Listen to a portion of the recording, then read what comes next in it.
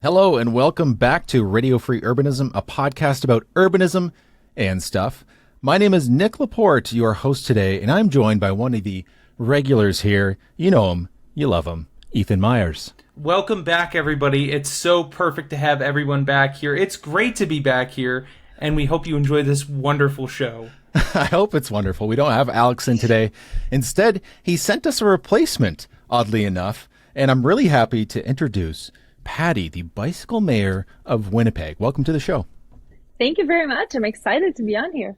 So we got lots of stuff to talk about. We're going to be talking about what you're doing in Winnipeg and the cycling things that are going on there in that city, because it seems like it's popping off in some ways. So I'm really excited to talk about that. We have some updates, but first, I'm just going to ask you a quick, surface level questions.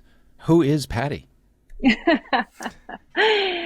Patty is a Brazilian woman lost in the north here, in the north of North Hemisphere.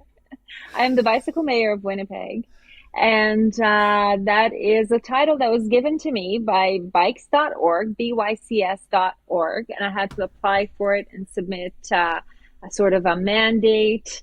And also 3 reference letters, right? They give this title to people who are bike advocates. And I have been a bike advocate for about 1.5 years since I rode my bike in winter for the first time and never looked back. That's pretty bold to think. A lot of people look at winter bicycling and they're like, yeah, no thanks. I mean, I've been that person. I live in Vancouver and it took me a while to finally get on the wheels in the wintertime. Oh, so absolutely.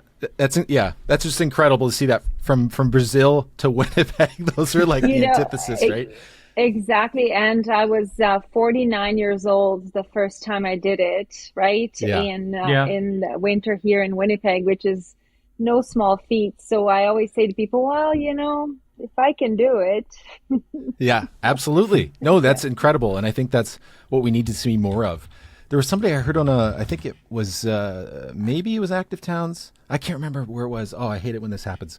But somebody who's, is it called Bikes on Bodies? Body on Bikes for Everybody? Oh, yeah, I can't remember. Yeah. I think she's out of Seattle. But it's about that, right? Because people think of a bicyclist, a cyclist. They think of people who might look like me, like middle-aged men. And that's not what we want. We want this to be for everybody. And that's what you see in places where they've made it a mission, like in Denmark or the Netherlands. Everybody's on a bicycle. Everybody can get on 2 wheels and move around, which is amazing. So it's great to see more advocates in the space that aren't just, tall white guys like me. So thank you for joining us on the show. I'm really excited for what we have ahead. First off, I have to mention Patreon. If you want to join us for the live show, like we have some commenters here right now, join us on Patreon for as little, I think it's $1 a month. That's pretty good. It is $1 a month, yeah. Pretty good deal. Exclusive access to the live show and early access to the show. You're the first ones to hear it, along with access to the Discord where you can basically see all of the stuff that Jen Hall shares. And I mean, it's basically a source for the news for the show at this point. Or if you want to bother us, that's a great way too. Yeah, we said before the show, if you want to troll us, you can do that, but you have to pay us first. That's fine. Yeah, we got some people. Please. Yeah, people in the chat. Skitch, Austin, Jen's in here. Ethan's even been typing and talking to these beautiful people. So thank you for joining us.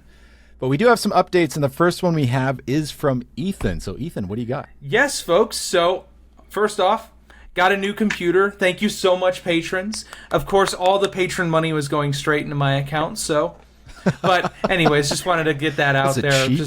Cheap computer. Exactly. It's barely chugging along, but we got it going. But secondly, and more importantly, I'm going to be doing a meetup in Portland in late October. I believe the date is October 26th. I'm going to be doing that with the account runner of Cars Suck. His name is Nick. It's going to be at noon. More details if you want to join my personal Discord. It's with all the climate and transit stuff. It's linked there. But if you're interested in that, feel free to reach out. Wicked. I'm actually looking forward to that. Yeah, that's awesome. I might have to reach out to him when I finally get back to Portland. Fake Nick, Skitch Fake says Nick. in the chat. Yeah, that is true. Nick. That is actually, fake Nick. I'm going to be fake Nick. Remember we had, who was it? The rural urbanist? I got ousted. The other Nick came in. Maybe we'll get another Nick on here. Maybe we'll just get rid of everybody. It'll just be all Nicks. Anyway, next update we have is actually from Patty. What do you got for us? Well, we have a lot going on here in Winnipeg. We have a really vibrant community that has been really activated lately We have some fundraising going on, and I have an announcement today, which I don't know. Do you want me to already talk about it, or do you? Let her rip. Yeah, absolutely. Go for it. Okay. So one of the things that has really activated the bike community here in Winnipeg is our local Discord server. This Discord server was started a few years ago by Andrew Single. He's active in the community, and he's a year-round cyclist. So he started this community so that people could share things like, the weather updates. Have these bike lanes been cleared? How are things? Who's trading bikes? That kind of thing. And it slowly grew into a really strong community. So when our community was affected by the death of one of our community members, Rob Jenner, we got together, and in 24 hours we had organized a protest and came together. We shut down the streets with over 200 cyclists plus neighborhood people that came down to support us. And I think that it's a little known secret that not a lot of communities are making use of. So I decided that I wanted to spread the love, and I want to start a Discord server for global advocates. Anyone from all over the world that wants to learn about starting their own Discord servers, connecting with advocates from all over the world, they can go to my website at pattybikes.com, and there's a link on there, join. If you're in Winnipeg, don't join that one. I have a different one we've already started. The purpose of this one is to sort of show people from all over the world how they can empower their own communities and activate their own communities to, organize, write media releases, protests, and things of the sort. So that's my big update and announcement. That's fantastic. That's exciting. Really, that's really great, because Discord is such a great tool. It's easy to use. It's mostly free. It's awesome for community building too. Yeah, or just, we do just shit posting with each other. But yeah, it's very useful. Exactly. I'm joined on many different Discords here in Vancouver, like Vision Zero and BC Urbanism, which is just great not only for networking, but just for actually planning advocacy. And I've seen that firsthand to see how well it can work. So that's really cool to empower people and give them the tools to make that happen, because it's very useful. So that's fantastic. So that's on pattybikes.com. Is that right? That's correct. And it is so effective, because in this day and age, you know that if you're on Threads or X or Instagram, you're bombarded with trolls, right? Yep. So this is one way that you can control the narrative, right? You can say, no, this is a bike-friendly space. This is a friendly space for advocates, and you're welcome here. We want to hear from you. We want to activate. We want to use your skills. It's been really helpful in finding people who have specific skills. You need something done, someone's a graphic designer. You need a media release written, someone's a communication specialist. You need help with a website, someone's a techie. There's a lot of techies in the bike space, right? So it's a great space to replace the noise in the regular social media. You can block people and you can remove them from your server if they start trolling. Bye, Felicia. That's what I say. I love that. Yeah, exactly. And there's a lot of people, there may be some people my age and older who are resistant to new means of communication, but we got to get over ourselves and do what the young kids are doing. Get in there, communicate via Discord, and activate your community. Excellent. Fantastic. Excellent. Well, yeah, we're going to share that in the show notes, so that if anybody wants to check that out, it'll be available. pattybikes.com. That's such a great... How did you get that? That's fantastic. Have that few characters. I know, right? I guess there's no Patty's biking. Yeah, the first one. That's fantastic. All right, we got some more updates here, and this is going to maybe lead into something you showed me before the show, but I was in Detroit last week, and I'm just got a quick update. I did do some filming there. I did a bike tour with the Greenways Coalition, Todd Scott, which was fantastic to see. It's not complete yet. Detroit hasn't had the overhaul, but it's making some incredible progress. It's wild to see the waterfront and to see some of like the DeQuinder Cut, which is a rails to trails conversion. Amazing. And I'm really excited to see what happens in Detroit, but stay tuned for that. But I did want to just talk briefly about what happened a couple weeks ago, and I know you guys talked about it last week when I wasn't on the show, which is the tragic crash that happened with Johnny Gaudreau. And this is something that hit me quite hard, surprisingly, for somebody that I don't know. And I think largely because I'm a big sports fan and a huge hockey fan. So I know about him. I've known about his career for a very long time. And I was shaken, and I don't know how else to express that, but I just wanted to comment on something that Alex had said last week about how we use our language around these types of things and when these tragedies happen. And just a quick reminder of people who are listening to this and don't know about this, it's Johnny Gaudreau and his brother Matthew, who were struck by a car driven by a drunk driver in New Jersey and killed the day before their sister's wedding. It's like the tragedy is just unbelievable. Like, it's so far reaching, even if you're not even talking about the hockey community, just their family is just unreal. Like, his wife is pregnant with their third child. It's just, it's outrageous. But Alex was talking about the language we use around these things that happen, these tragedies. And what he didn't mention is something that I kept seeing was articles that had titles about this that said, Johnny Gaudreau, NHL star, killed in biking accident. And I'm just like, what? Like, it's not an accident. It is not an accident. Like, if you called it a car accident, I could be like, I'll give you a little bit of leeway there, right? But like a biking accident, it's unreal to me. Like, someone chose that. Like, the editor chose that to be the title of their article. It's really heartbreaking. But this leads into something that we talked about before the show, Patty, was this sticker that you have. So maybe you can put it up on screen so that people can see it. And it's a sticker, like a bumper sticker, and it says, "Politicize my death." And is this borrowed from the "If I'm shot, politicize my death," something like that? To be quite honest with you, it was something we chanted at the protest. So I don't know where it came from, but it was something that what happened was when one of our, and the truth is we didn't know Rob Jenner. Rob Jenner was killed on June 6th by a driver at 7 a.m. who hit him from behind, going very fast. I'm not sure what the speed was, but very fast in a 50 zone. He was hit from behind and killed instantly. And we decided, we came together, we couldn't talk about anything else on Discord except for this person. We didn't know who it was. So, the first thing we do is zoom in on the picture and say, hey, you guys, who was this? Do you know anything? Who rides that route? Let's check in on each other. And we went into this panic. Who is it? Could have been me. I ride this route. Could have been so-and-so, right? And then we started thinking about the family, and the announcement of the name came out, and we're like, okay, we don't know this person. And then me as bike mayor, I said, okay, I'm going to reach out to the family and try to liaise and see, I also connected with the Bikes Network and asked other bike mayors, how do we do a ghost bike ride? Do we need the permission from the family? And they said, absolutely, you can't do a ghost bike you shouldn't, without permission from the family, because, it's a reminder right on the spot where he was killed, right? Mm-hmm. So we started the discussion. Oh, well, we need their permission. Well, I'm giving you my permission here. Everybody started saying, guys, please screenshot this. I give you the permission to politicize my death.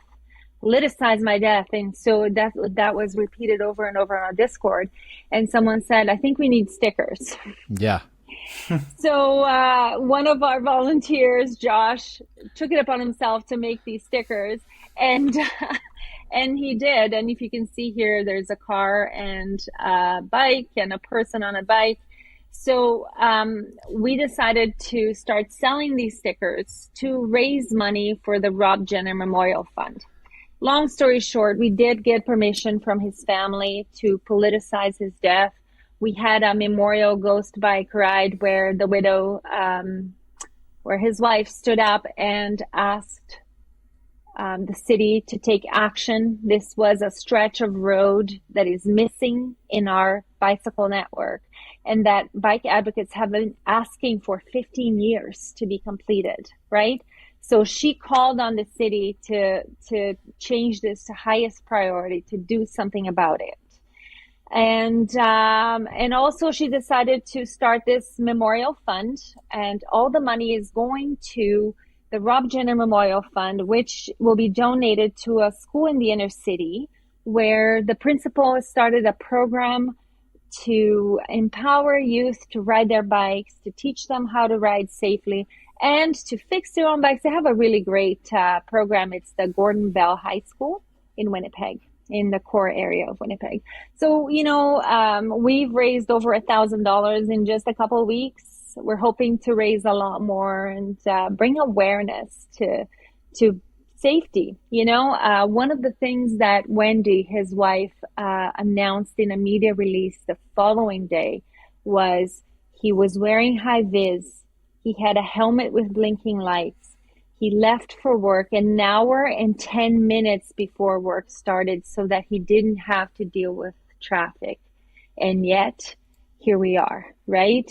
Yesterday, It was also announced that the passenger is also charged with negligence for failing to... Wow. Yeah, so the driver is already in remand, and the passenger was arrested yesterday. I think he was also released, but he is charged with failing to report a crime. Wow. That's crazy. Yeah. Yeah, it brings up that whole discussion about what responsibilities we have, and I don't want to get too deep into this, and the responsibilities of building safe infrastructure, and that we shouldn't be relying on the whims of somebody driving and getting distracted to keep us all safe.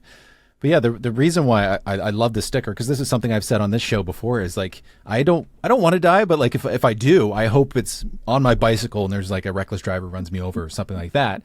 Please use it as a cudgel, use it as an example why we need to have safer streets. And in the case of Johnny Gaudreau, it's something I haven't seen because that's not what this is about, right? That's not. I don't know what he would want to happen after this tragic accident if he was one of those people, but it's almost like a thing you can do, like when you get your license, you sign up to be an organ donor. It's a similar thing, right? In the sense that we can use that as a cudgel and not feel guilty about it because we care about making our streets safer. And it's very personal for a lot of us. Like, I'm sure you guys have relatives who ride bikes all the time. My wife rides her bike to work every day. And when she's home late for whatever reason, I get worried that, some driver in a giant SUV ran her over or something. And I don't want to have to worry about that anymore. I think most of us don't want that. So this is great. I'm going to have to get a couple of those stickers and put them on my bikes. Absolutely. Yeah. I'll send Same you some. here. Awesome. Alex has an update. He's not here, but this is an update on the Rio Grande plan. And he said to me, things are chugging along with the Rio Grande plan. They wanted us to let you know about the live stream they're doing. That's what he said to me. So there will be a live stream of the public event, Reconnecting Communities at the Sorensen Center in Salt Lake City, Utah. It will be at live 5 p.m. Pacific time, September 12th on Christian Leonard's YouTube channel. We will have the link in the description. So if you want to check that out, you can take a look. And if you don't know what the Rio Grande plan is it's essentially downtown Utah. Sorry, downtown. I keep thinking about the hockey team. Keep thinking about the hockey team because it's called Utah, right? In Salt Lake City, Utah. They're trying to revitalize the heavy rail, put down some what are they called? Rail boxes into the ground? A trench, basically. Trenches, yeah. Yeah, so rail trench. Yeah, they can reinvite passenger rail. Skitch just said train box, and yeah, that's another term, but yeah. Yeah, reinvite passenger rail into downtown Salt Lake City, which is something as well as a revitalization of the neighborhood around the station. Absolutely. And revitalizing a beautiful historic station. Absolutely. Yeah, so check that out tomorrow. Well, today, maybe if you're listening to this, but yes, the 12th of September at 5 p.m. Pacific time on Christian Leonard's YouTube channel, link in the description. So we have a story, and the first one here is from me. I put this in here. So this is coming from NPR, and out of all of the stories I put in our show notes today, this is the one that made it to the top. I saw this the other day, and I was like, yes. So with pedestrian fatalities mounting, regulators propose tougher vehicle design rules. So this is coming from the National Highway Traffic Safety Administration. That is a mouthful. Is proposing new regulations for vehicle design intended to reduce the number of pedestrians killed and seriously injured in crashes on U.S. roads. So we all know this in this space. And if you haven't heard, since 2009, pedestrian deaths have been going up, which is like, for the first time in how many decades, right? What's going on? And we know this. One portion of that is the increasing size and weight of cars. These massive hoods where people get basically hit right in the chest or in the head and run right over instead of up on the hood. So basically what this is supposed to do, this is coming from, like I said, the National Highway Traffic Safety Administration, is to not only care about the people inside of the car and making them safe, but also worrying about the people outside of the car finally. And this is something we've been asking for a long time. I'm really excited for this. Now, it just makes you think how deep of a hole we've already dug with all of the cars that are out there and will be out there for decades, cars that are in lots right now that haven't been sold yet, that are going to be on our streets that are not safe for people outside of them. It's really sad, but you got to take the wins, okay? And we're finally, hopefully, turning around the corner and heading in the right direction. So what do you guys think about this? So, yeah, this is like super early on in the process, though. It's got a long ways to go before any actual action is, taken for auto manufacturers. But it's a good start, We definitely do need to address this issue. We've seen a massive increase in pedestrian fatalities over the past decade since 2012 when those guidelines were put in place. And it's had disastrous effects. We can't deny that. But just this sort of change should be able to help vehicles, not just in the U.S., but at least the entire continent of North America too. Mexico, Canada, those U.S. standards are kind of the basis when it comes to vehicle manufacturing, at least on the North American continent. It's just standard. Many of the vehicles manufactured are manufactured either in the U.S. or in Mexico. And when it comes to sales across the three nations, it's really going to have that impact between all of us. And getting those pedestrian fatalities down is something that we really need to do. Mm-hmm. And this is just one piece of it, right? So much of it is absolutely. our infrastructure. Like, bringing back to Detroit, when I was in Detroit walking around the downtown, I couldn't believe how hostile the downtown was. Like there's not a lot of bicycle infrastructure to begin with in the downtown, but there's so many massive one-way boulevards. Huge. I couldn't believe how massive these streets are. And just trying to cross the street, I would have my green light, I'd have a pedestrian go ahead, and I'd step into the street and almost get hit multiple times trying to cross the street. I just couldn't believe how bad it was.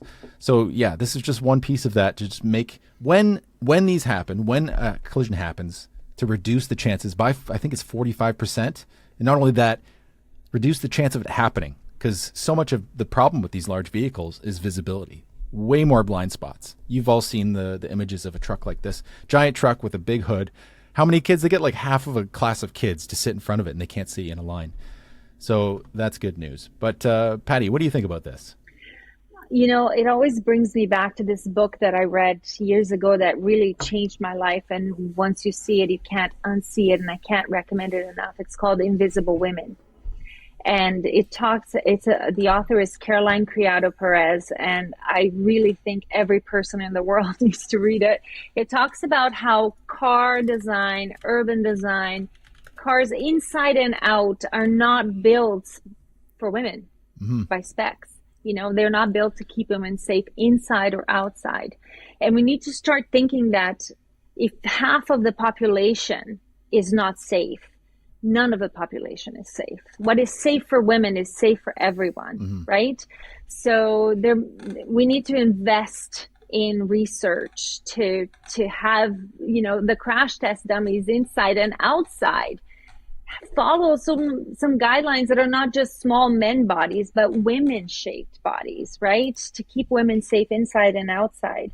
It has to be a combination of infrastructure as well as car design. Speed reduction is about, why can't we regulate speed? Why can't we regulate that you have to blow a zero alcohol to be able to start a vehicle? Like that blows my mind. I had someone in my life who lost his license because of a DUI and had to have 1 year of a I don't know what it's called anymore, but immobilizer in the car. And I thought, why doesn't every car come with that? Why are we allowed to drive under the influence? So I think that there is a lot of, if they're going to regulate, we need to regulate a lot of things. And let's not leave women out of the equation here, because that's half of the population. Absolutely. That's a great point. We 100%. talk about holistic protections for everybody, equitable protections. And that's a big conversation in this whole space about urbanism. So thanks for your perspective. I really appreciate that. And we're going to talk more about this later. We've got a good question for you that's going to tap into this subject. So we're going to follow this. Obviously, this is going to take a while to see how this develops from the NHTSA. So we'll see where it goes. But again, we got a new recurring story. Yeah, it's a step in the right direction. We've got a bit too many, I think. Austin says in the live chat, not to forget that an average of 1.14 cars crashed into 7-Elevens every day in the USA over a 15-year period. That's 6,253 cars crashed into 7-Elevens. Just 7-Elevens. You know what? A lot of people want their Slurpees. No, it's the paint color. You know what? It's not visible enough. I think there's something to do with that. That's true. Yeah. I have a suggestion: neon-colored Slurpees. That'll show people that it's not a place to drive into. Yeah, I could almost understand if they were Japanese 7-Elevens because they're just like, oh, I need to get in there. The food is so good, but it just doesn't make sense. What's going on? They're in the American States? ones. Yeah, those are just. Oh my god. They got Slim Jims, which I like them, but to each their own. They're not the best. I mean, everywhere's got Slim Jims. That's true. Anyway, we got another story here, and this is headed by Ethan. What's up? Yes, folks. So if you may not have known, there's a really great app out there. I use it all the time for my navigation, but it's called Transit, and it's a homegrown app, I believe, out of Montreal, and it's really... I personally find it to be the greatest app for tracking live transit. A lot of agencies have brought it in under their umbrella as actually being their official app for using transit. You can actually see on our live video on YouTube that Nick has it up on screen showing his live apps for transit, and also maybe a little bit of a Nick docs there, but... Oh, no. Yeah. But to block that.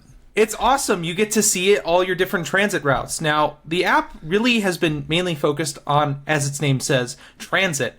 But there's been a really recent update that I had just learned about, and that's that they're going into bike navigation as well, too. Now, this is obviously not sponsored. I just really appreciate the product here that they're offering. But this bike navigation is actually very interesting because it's hoping to be a more intuitive version than, say, what you'd see from Google or Apple. Now, what they're planning on doing is showing you bike routes, but the first thing that they're going to do is prioritize protected bike infrastructure. So multi-use paths, protected bike lanes, everything along those lines, it's going to prioritize. Then secondly, down the tier, it's going to give you painted bike lanes, and then below that, it's going to give you roads that don't have any protections. So it's actually tiering your priority on fixed infrastructure. That's now, awesome. On top of that, if it's running you on a more dangerous piece of infrastructure, it's going to say in the route, hey, this area is a little sketchy. You might want to reconsider it, and it'll also offer you alternative routes to that. That might take a little longer, but it'll run you down more protected infrastructure. And thirdly, they're going to be using actual user data to help improve their bike routes. So obviously this is just rolling out. Every tech that just rolls out is a little bit shaky. I'm sure we all know this from every single app update that's ever come out ever, is that nothing is ever perfect on release. But they're going to be using user data like how they do for transit to help improve bike routes. And I'm really hoping, because of how well they've done their transit navigation, that biking can actually follow up, and this can be a really intuitive tool for new riders to use in cities, for existing riders to find better routes in their cities, and overall just make a better cycling experience. But what do you guys have thoughts on this? Well, I did just download this app, and now I know that I didn't realize that it just gave you the address that you're at when you show the homepage. So that's something new. So yeah, you won't be seeing that because we're gonna block that out. But unless you're on live, in that case, you saw it. That's okay. All these people probably know where I live already. That's true. So yeah, I used it briefly, and that was just to try to get not the ticket, but just a pass for Mogo in Detroit, which is their bike share. And it didn't work, and I don't think that was a transit app problem. That was a Mogo problem. Even their website wasn't working. I went to the station where they have the kiosk, and that thing wouldn't work either. So that was their problem. But I did play around with it, and I really like it. It's really nice to have those options where it's trying to prioritize the best infrastructure for cycling, at least. But not only that, but to see the synergy between transit and cycling and micromobility, how you can make that work within the app is really nice. That's really cool. Yeah, I did see that you can actually program like what micromobility vehicle you're using. Like if you're using a bike, it'll curate your route more towards that, or if you're using a scooter, or if you're on a wheelchair. It seems to be doing a really good job of curating or at least having that option from what I've heard. I haven't run it through too much yet myself, but I'm really excited to test it out more. That's cool. I just saw on our Discord actually that it's someone downloaded it here as well. I didn't have a chance to see what they're all saying, but it seems like some of the feedback is that because our bike network is all, broken up, it's kind of loses its way in Winnipeg right now. It's a bunch of bike lanes to nowhere. But I'm looking forward to trying that out. On my YouTube channel, one of the things that I started doing as Bike Mayor is I ride routes sort of from downtown or from different areas, and I film it, and then I kind of narrate sort of the pinch points that people go through and stuff. So is it going to put my non-making money YouTube channel out of business now, you think? Never. Never. But while we're on that, I did want to mention something, because I have watched a few of your videos touring around Winnipeg and seeing how to get around. But something you had at the beginning, which I really loved, was that you say, I don't stop at four-way stops if there are no other road users or pedestrians. Don't bother mentioning, you'll just be wasting both of our times, or something. It was something like that. I'm just like, that's great. We need more of this. I think people are skipping that because I'm still getting people commenting. Yeah. This person, I had one person on a different video where I kind of go on a rant there. I actually had to stop the comments because he took the time to mark in his comments every time I skipped a stop sign. So I was like, okay, bye. I'm just going to turn off the comment. Well, and when I said to him, hey, I'm not asking for this kind of feedback. And he said, what is it? You're not allowing healthy dialogue on your channel anymore? And that's sort of what people will say to me sometimes when they want to gaslight me. Oh my gosh. Well, I think this is a perfect time to lead into our next thing we have on the docket. Absolutely. So let's go. You along with other people in Winnipeg hosted something that I have seen a few times before. It's been a while, but this is what you have on your YouTube channel, the title Idaho Stops Civil Obedience Malicious Compliance. So you can tell us about that. What's that all about? I'm not going to lie, when the discourse started on our Discord about this, I was super nervous because I'm like, this is not going to be safe, you guys. I don't know if this is a good idea. But the bike community is going to bike community. There's no stopping the people who are driven to do these things. So Hillary organized it. Linda put together a policy brief to send to the province. Steve wrote a media release, and all these people come together and plan this protest. So at 4:30 or 5 o'clock on a weeknight in a busy intersection, 65 people on bikes showed up, and we obeyed the law. One at a time, single file, people at different intersections stopping and putting their foot down before continuing. And within the first 5 minutes, we had 2 car on car collisions. 5 minutes. I was terrified. I was the media and police liaison on the scene. So I wasn't riding my bike. I was kind of just, because, the cops, they have my number on speed dial. So they called me ahead of time and said, hey, can you tell us more about this? And we explained that we were going to obey the law. And they said, okay, do your thing. We're going to be far away. And 5 minutes later, I had to call them and say, hey, just so you know, we have people losing their shit here because they are obeying the cyclists are obeying the law, and the drivers don't know what to do. There's already been 2 collisions, and the community officer was laughing so loud that I couldn't hear what they were saying. I said, are you laughing? He says, wait. He says, so you're obeying the law and the drivers don't know what to do? I said, yes, that is correct. He's like, perfect. Oh, this is incredible. Yeah. So the video you have posted, is that basically the whole thing? It's 56 minutes and 1 second. Is that how long this went on for? Yeah, we did an hour. Yeah. So this is obviously in response to people saying, "Oh, cyclists don't stop at stop signs," right? I've seen this in San Francisco. They had their what they call a wig party, which they did a similar thing, I think, on Steiner the Wiggle. and Wiggle. Yeah. Mm-hmm. And I think they did it in Toronto a while ago. So this is great to see it coming up and up over and over again, because we don't stop hearing this comment. I see it all the time.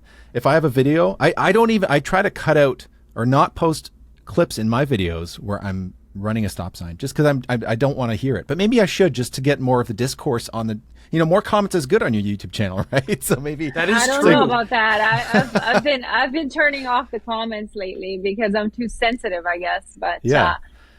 But we already have a second one planned, and the worry that we have in the advocacy, like in the serious advocacy world, is that we're going to bring so much attention to this, then the other things will sort of fall on the wayside, right?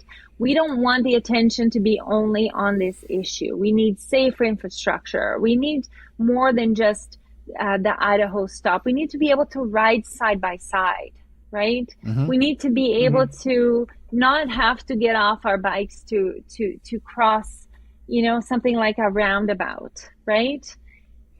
There's a lot of things that need attention. So we need to bring attention to all of them, not just one thing. But the Idaho stop is annoying. It's really annoying. You tell anyone you ride a bike, and immediately the first comment, well, I saw a cyclist riding, running a stop sign. Really? I've never heard that before. Please tell me more. Yes, absolutely. Yeah, we all Cars see it. never run stop signs. No, Exactly. No. They never run red lights either. Yeah, and it's it's been studied. Like we know the data's in.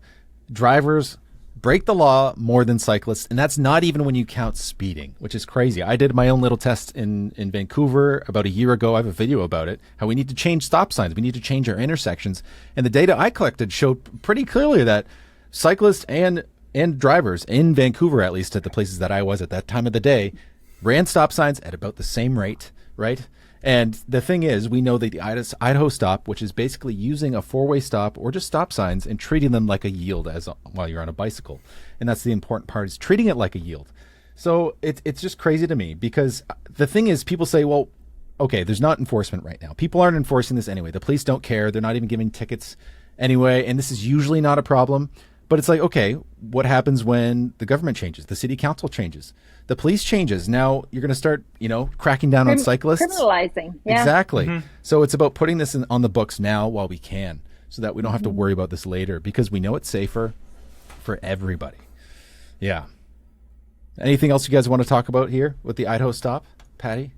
I don't know how they see us running the stop signs, because every time I pull up beside a car, they're on their cell phone. So to be honest, I don't really know. Yeah. I cannot. The other day, I was coming home from work, and I saw this man slowly inching forward at a stop sign, right?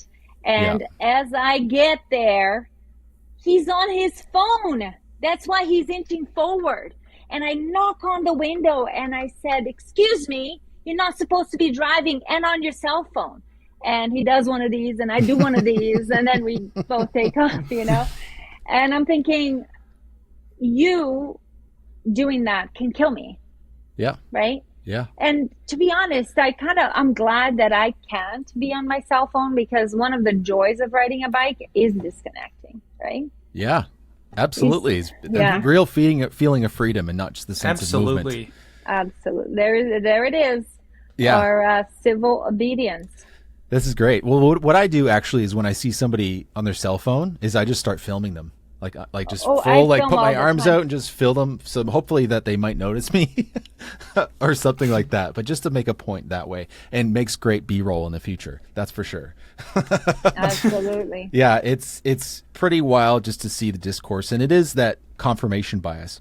Like we were talking before the show, Oh the Urbanity, Patrick and Jasmine had one of the most recent videos is why we don't see cyclists in bike lanes, or why are cyclists not using the bike lane. It's that confirmation bias. And I think this is the same thing.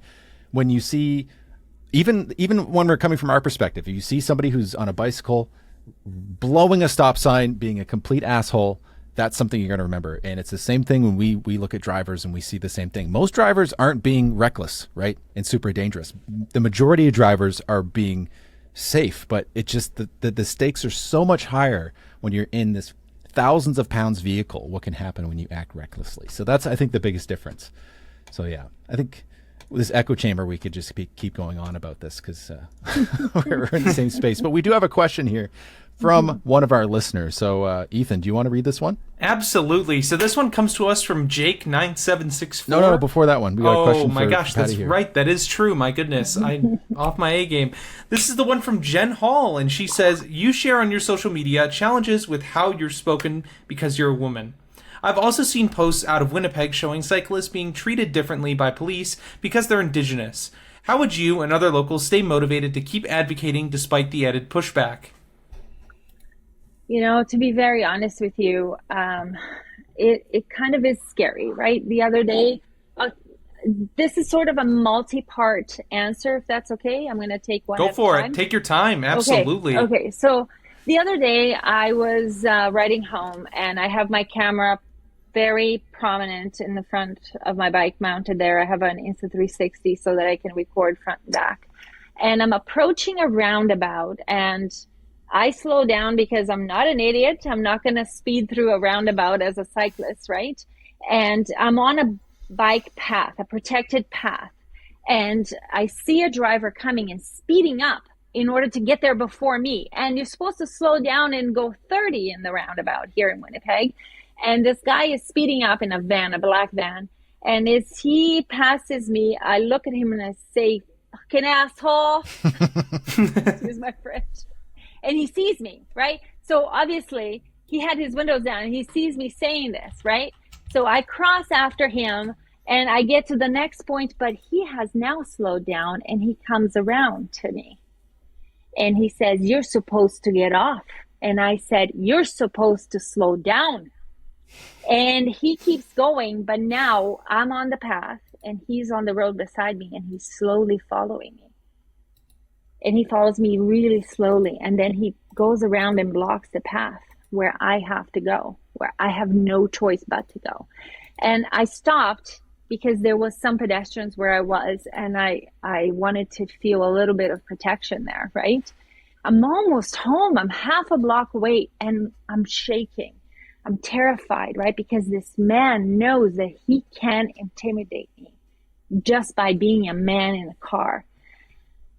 And I thought, you know, I'm not even going to post this because what people are going to say to me is, hang in there. You got this. Don't let them bother you. Don't let these things get to you. You're doing good work. Fuck off. I'm sick and tired of letting people say what they want, of letting them make me feel intimidated. What I am feeling is valid, and I am terrified. I'm terrified to be on my bike on the road. Now I'm terrified to be on my bike on a path, right? And so we have to kill this culture of intimidation between men and women, right? It's been going on too long, and we've been saying things, oh, I'm not going to let it bother me. I'm going to keep my eyes on the prize. Keeping my eyes on the prize is letting it bother me, is letting it fuel my fire and fight against it, right? Because if we let these things continue, it's like letting someone, you know, abuse someone else. It's not okay. This kind of oppression is not okay. So how do I keep going? I have no idea. There's days where one YouTube comment will set me off and I'm going to bed crying. And I'm thinking, is this worth it? And then I think of the kids that are riding on the streets and the women who message me and say, you know, because of you, I've started riding my bike to work. Because of you, I have this joy in my life. Or I had someone message me the other day, you know, I don't know if you remember me, but you gave me a chapstick at a critical mass 2 years ago and I haven't forgotten you. And, you know, I just want you to know I've been following you since and you've impacted my life. And that is what keeps me going, right? But these comments, they're damaging and they have to stop. I'm very lucky that most of my male supporters are really, really supportive and strong. And most of the guys that are not are sitting behind their keyboards, doing fuck all while I am out here fighting, right? Fighting, advocating, and trying to speak out for those who can't, right? For my grandkids who are not even born yet, right? So that's the first part. Hopefully, Jen, this answers your question. Now, regarding the Indigenous community, yes, Winnipeg is considered, and there was actually a report years ago saying that we are the most racist city in Canada. And we take offense to that, but, there's a little bit of truth in it. The other day, I posted a video of a route that I did, and I had to turn off the comments because of the racist comments of, people on the side of the path, right? People saying, oh, that's not safe. I can see the encampments. I can't even repeat some of the stuff that was on there. And I think, the advantage of being on a bike is that you become every community that you pass through, right? You can't drive fast by someone sleeping on a park bench and remove yourself from that. It becomes your life. It becomes who you are. It becomes your community. And all of a sudden you're more aware of the issues surrounding all of that community. And people in a car, they just drive by, right? And we've recently had, the death of Rob Jenner, and the community support, even the police was supportive in our protests and everything. And then we had the death of an Indigenous woman on a street at night, and the public, victim blaming this woman who was run by a driver in the night. Victim blaming because she shouldn't have been on the road, right? So that different kind of narrative is very clear here. And as the bike community, we are sensitive to it as well because, again, like I said, all of it is our community. Our whole city is important to us, not just, the little pockets where we live. That's excellent. Yeah, thank you for sharing because...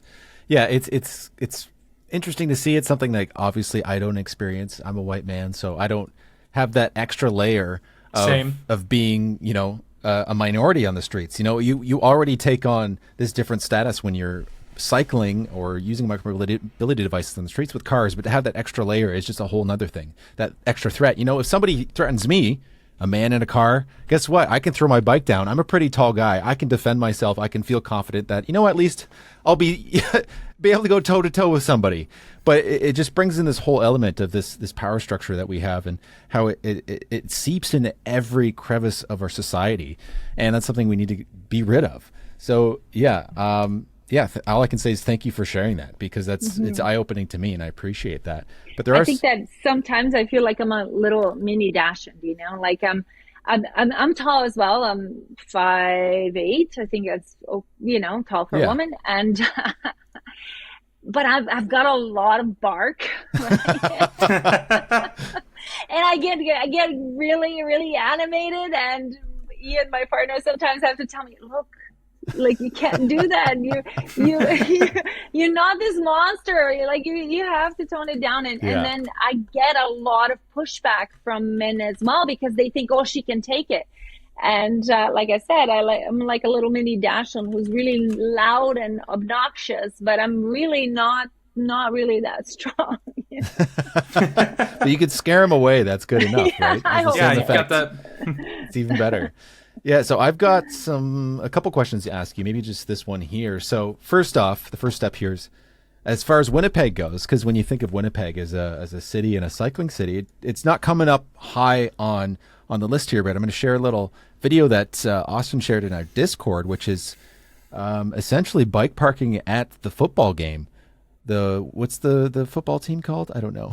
The Winnipeg Blue Bombers. Blue Bombers, yeah. And I'm like, is this the Netherlands? Like, holy smokes, there's a lot of bicycles here. So I wanted to ask, how My does goodness. Winnipeg rank as a cycling city, in your opinion? So the reason this happens, and the reasons are very important. Number one, parking a car here is super expensive. So number one, right? We are always driven by money first. I'm always going to say this. Money is going to be the number one driver in anything, especially in this city, this cheap ass city.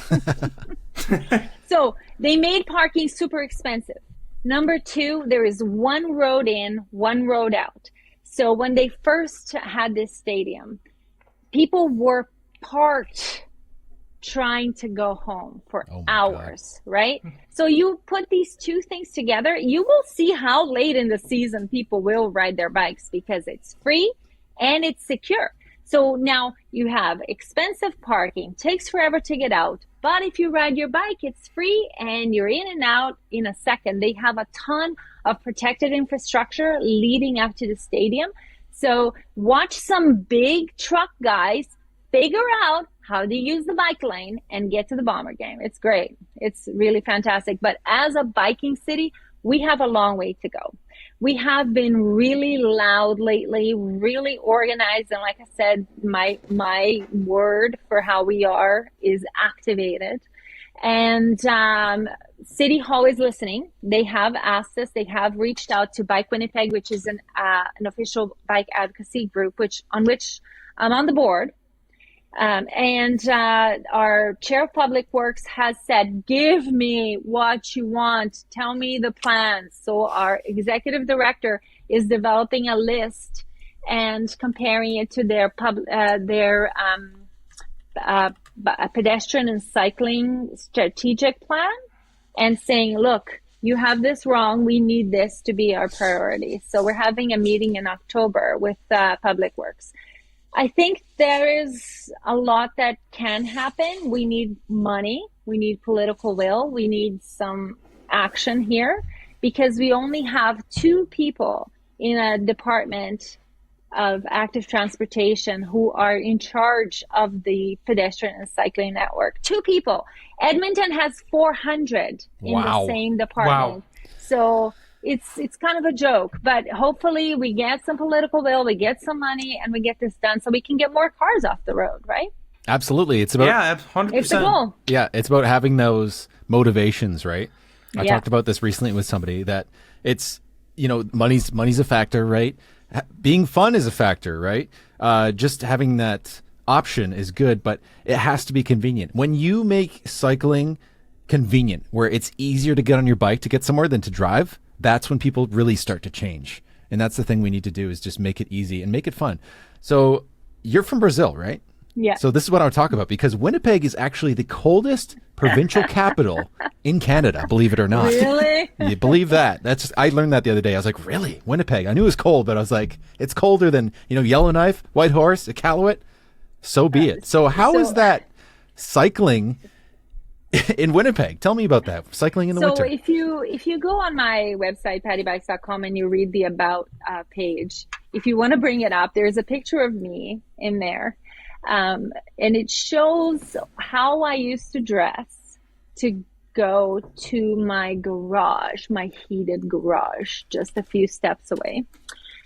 And that was me for the 30 years that I lived here. Okay. And you will see me there with a parka and ski pants and ski boots. And that's just to walk like just a few steps to my car. Right. So it's really quite a miracle that I am a winter cyclist. But the truth is I really enjoyed riding my bike all the time. So when one day I said to my partner, I really don't want to put the bike away. I don't want to take the bus downtown.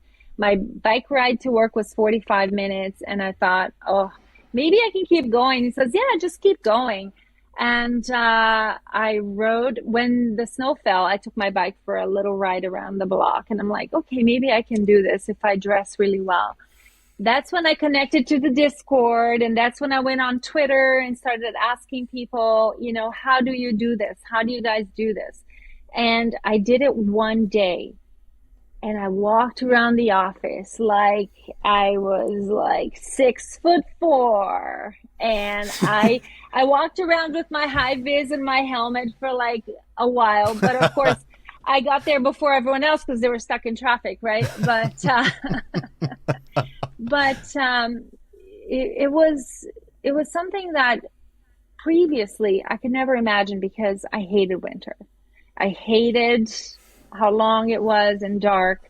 And the moment I started riding my bike to winter, I started not hating it so much. And all of a sudden it's April and you're like, oh, wait, what? That's over now, you know? Mm-hmm. So the first benefit, of course, was financial. I didn't have to pay $200 a month for parking. I didn't have to pay for a bus pass, right? But then the benefit that I didn't see coming was the mental health part, where you feel so empowered. And Tom Babin says in his book, Frostbite, that there's something that happens inside you when you ride a bike in winter that is transferred to the rest of your life. This feeling of being like you're a superhero that can do anything in life. And it really launched me into bike advocacy. It empowered me to speak about it and to just be a louder Dachshund.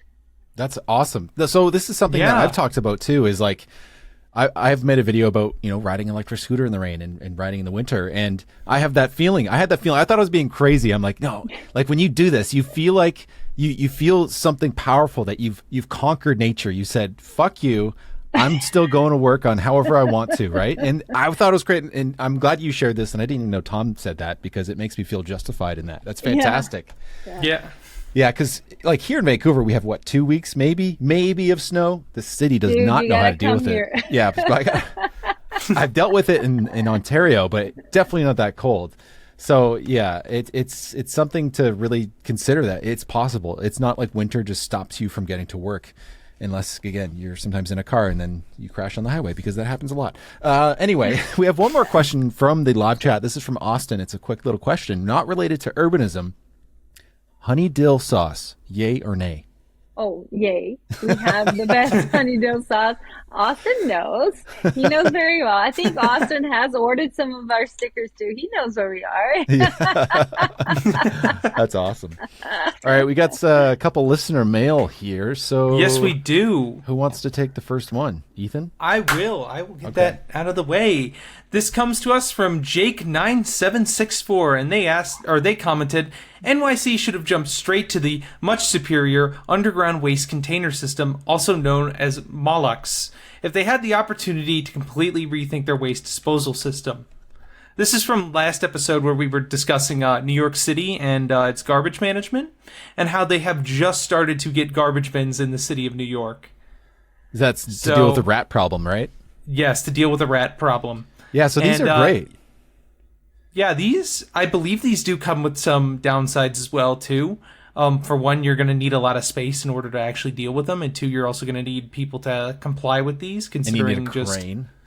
That is true as well. And New York City is not exactly the best place when it comes to moving heavy vehicles through, especially with the gridlock traffic that happens because of no congestion pricing. Kathy Hochul. But yeah, I mean, this would be a great strategy for the city to take on if they can deal with their traffic problem. Yeah, I got to spot a lot of these when I was in the Netherlands recently, and it was just cool to see how easy it is. Like, I don't have to worry about trash day. I live in an apartment building. You just bring it out to the bin and get rid of it. But to think that you can live in any kind of neighborhood, single family home even, and just bring your trash to these things is great. Not only for the fact that it's convenient, but like you talked about last week, in mitigating rat populations. Do you guys, Ethan or Patty, do you guys have anything like this near your house or anything? No, not at all. But I did see this in the Netherlands as well, and it's just so little. And I said to my brother, where do you put the trash here? He's like, oh, it's underground. Well, don't you guys have to have everything perfect over here? Yeah, right? So you figured it out. Big deal. Oh, man. I had a little rant the other day in private, but we were talking about Houten, which is a town near Utrecht, and it was this purpose-built town for people, right? For cycling. Cars can drive there, but it was designed for people on bikes or walking. And I'm like, They started building this over 50 years ago. And we can't even get a fucking bike lane on a major street in North America. I'm like, what the fuck are we doing? It's so frustrating. Anyways, just need to let that out. Because I had a Wug Mug, What Grinds My Gear, for this episode, but I think we're out of time.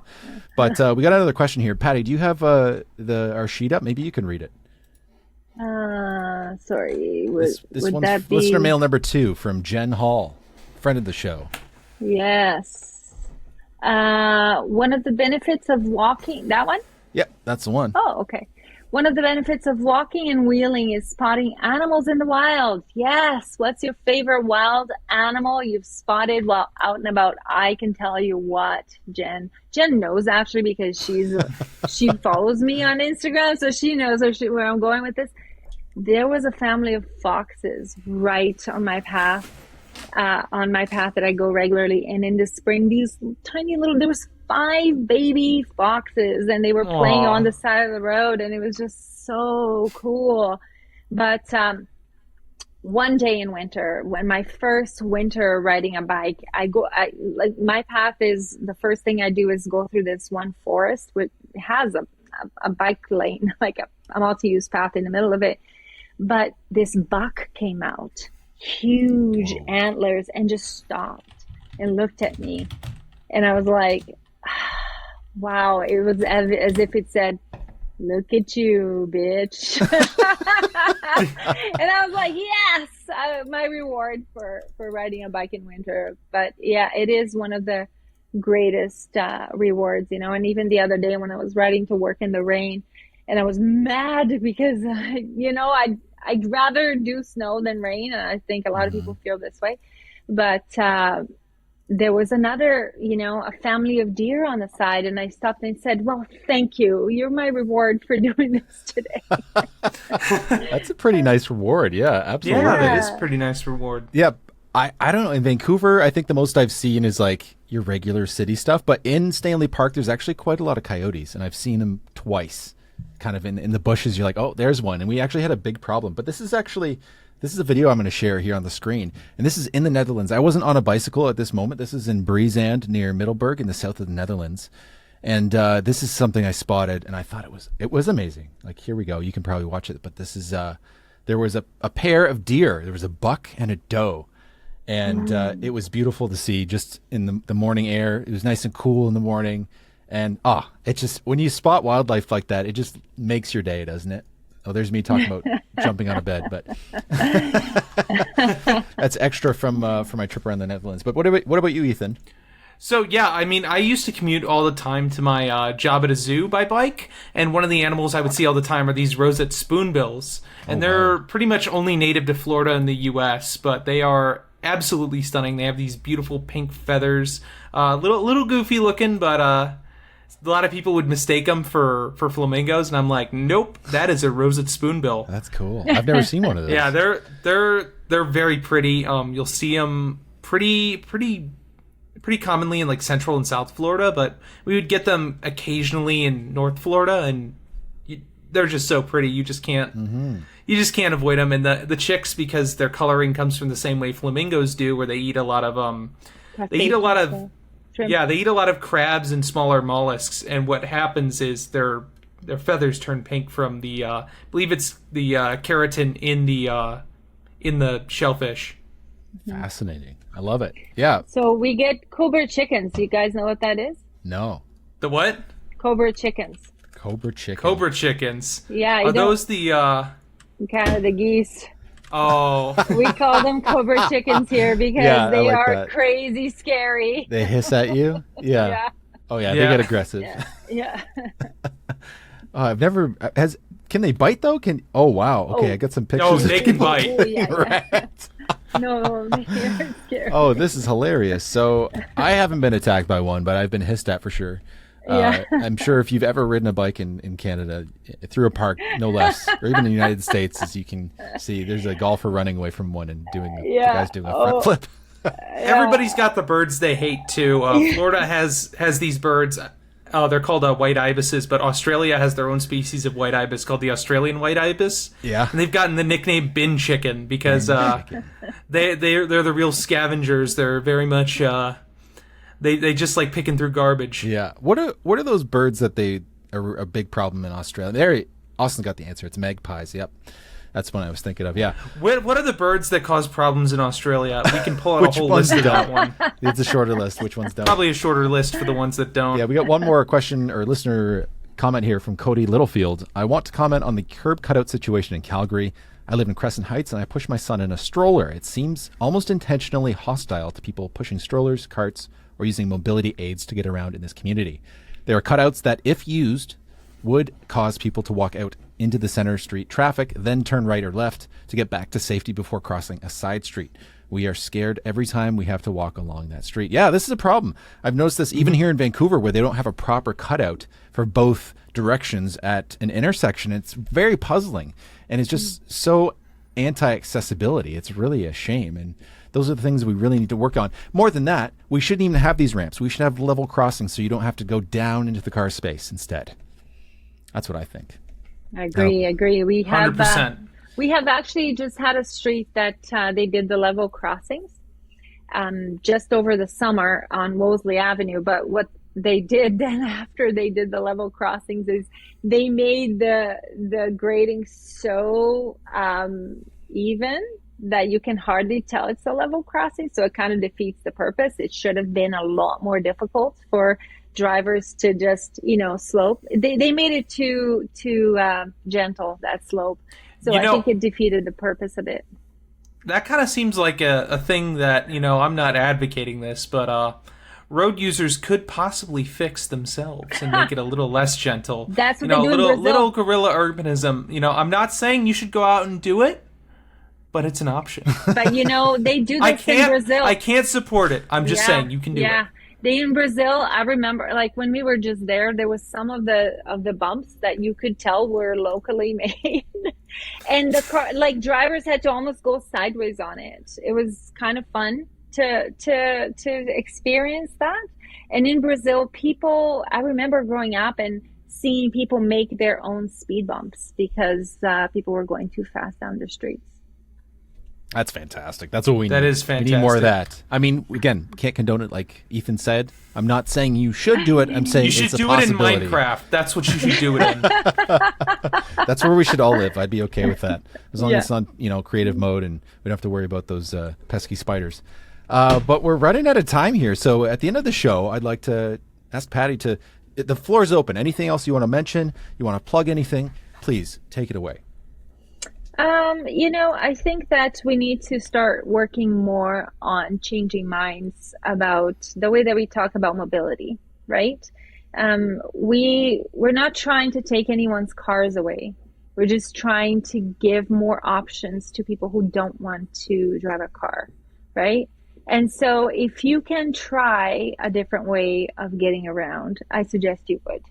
Right? Try riding a bike. Do it for the money if you have to. And, those other things will come. Your mental health will get better. Your physical health will get better. And you're going to have an impact in the environment. Right? Just try. Also, try to ride as long as possible. I'm going to launch a little contest on my Instagram this year after Thanksgiving. For every day that a person rides a bike after Thanksgiving, they're going to get an entry into a prize that we're going to figure out yet. This was Ian's idea. But to encourage people to think of, I don't have to hang on my bike. Everybody has this idea, it's time to, hang it up in the rafters. And you don't have to. If you can go for a walk, you can ride your bike. You just got to connect with people. And that's, I think, the final thing is connect with your community. If you are in a city where you don't have a cycling Discord where you connect with your community, go to my website, connect there, and we are going to help you get set up. We're going to help you get launched and activated. Excellent. That's awesome. Excellent. So that's at pattybikes.com. And where else can the fine people find you? My Instagram. So if they go to pattybikes.com, I have links on there to my Instagram and my YouTube. It'd be great to get some new subscribers. I haven't even got to 1,000 yet. which is fine too. I'm not, you know, I always say to people, I'm not here for likes and follows. I'm here to make a difference, right? But it would be great to get more likes and follows too, especially on the YouTube channel, so that we can reach more people and we can get more people activated, especially because I think that if we all get together and start this activating this big community online, we are going to be able to affect change, because you know that your city may not like being the first to do something, but if someone else does it and they see it, they're gonna go, oh, we want to be cool like them, right? So. Absolutely. Yeah, it's about just inspiring people. And like we talked about earlier, is you're not just the normal person you might see on a bicycle. There's a lot of us that look kind of like me. So it's always good to see the diversity of space and being that advocate. It's your voice. I love, what do you say? What did you call yourself? The Brazilian Queen of the North? Queen of I love it. Yeah. And just you've got great character. I'm really excited to see what else you have coming out down the pipeline. And I've subscribed to here on your YouTube channel. Awesome. Not this one. This is just a private window. Fine. I believe you. Yeah. Liar. We're fact-checking Nick live on show. Yeah. Dox myself. You know, I don't take myself too seriously, and I think that that's one of the advantages I have is I don't care. I don't care if I look ridiculous. I just want to get more people on bikes, and that's all. Awesome. All right, Ethan, where can the people find you? You lovely folks can find me on pretty much every platform at Climate and Transit. Nick, where can the good people find you? My handle is at Nick the Door on YouTube, Instagram, Threads, and Twitter. And I just have to say one more time, Patty, thank you so much for joining us. This has been enlightening, and I've really enjoyed this. And I'm sure Alex is going to be kicking himself after watching this and realizing, man, that would have been a good show to be on. I'll come back anytime. Awesome. We are always looking Wonderful. for people to come back. So that's great to hear it. And Ethan, take us away. Absolutely. Folks, thank you so much for joining the show. Patty, thank you so much for joining us as a guest. Thank you so much, everybody, for everything. And as always, train good, car bad. 2 wheels good. Let's fucking go. All right. All right.